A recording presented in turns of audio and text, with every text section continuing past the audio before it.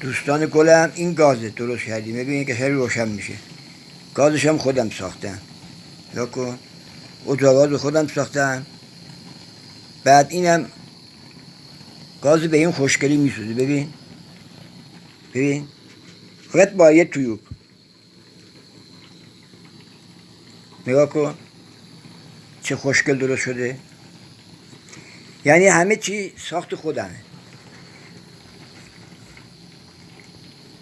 بعد هیچ مصرفی هم بیاد نداره، انگار بنزین بو میکنه، اینقدر مصرف داره.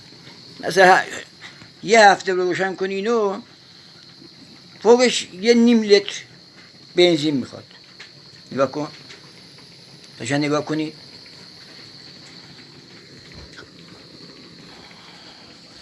حالا تویوب هم نباشه، با فوت هم میشه روشن کرد، یعنی با فوت روشن کردم من، فوت میکردم. نگاه کن، هر ذرتی باد لاستیک ماشین، تویوب، هر چی بالاخره باد باشه. من کمپرسورم داره، بخواستم با این سنم گفتم نه، این تویوب بهتره. ببین چه خوشگل میسوزه گاز. گازم ساخت خودمه، نگاه کن. تو بیابون خیابون مسافرت همه جا به درد میخوره، واقعا نعمتیه، خدایی نعمته. گاز بدون پول و مجانیه. من امیدوارم خوشتون اومده باشه. قربون شما، خداحافظ.